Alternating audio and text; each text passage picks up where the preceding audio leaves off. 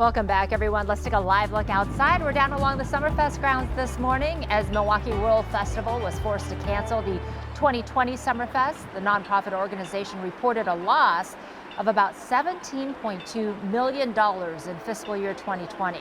That's according to the organization's recent audit committee meeting. And so this morning we are joined by Mark Kass, editor-in-chief of the Milwaukee Business Journal. And Mark, let's get started right away. So $17.2 million, that's a lot of money. Summerfest does have an event scheduled for September, trying to do it over several weekends. How critical is it that the event happens this year? I mean, it's very critical. Not having it for a couple of years is going to be very difficult to survive. I mean, obviously, I think they'll survive long term, but it just makes it really hard. I mean, luckily for them, they have sponsors who have anteed up still and are still involved. Obviously, they're going to open the amphitheater this year, the upgraded amphitheater. So, I mean, this is a big year for them. I think they will. I'm not sure if it'll be the same as we always know it. I think there may be some crowd modifications and kind of limits and things like that.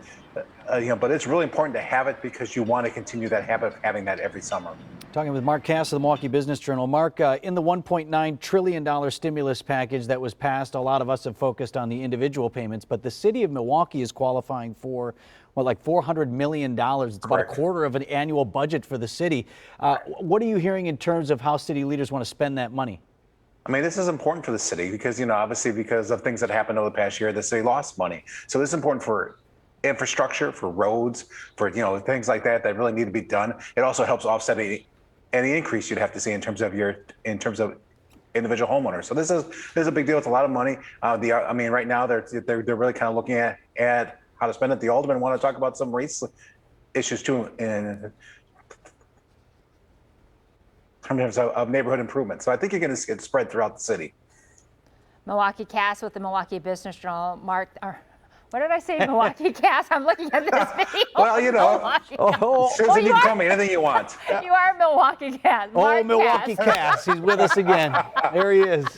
Mark, thanks so much for being with us. Always good to be here. I'm glad under any name.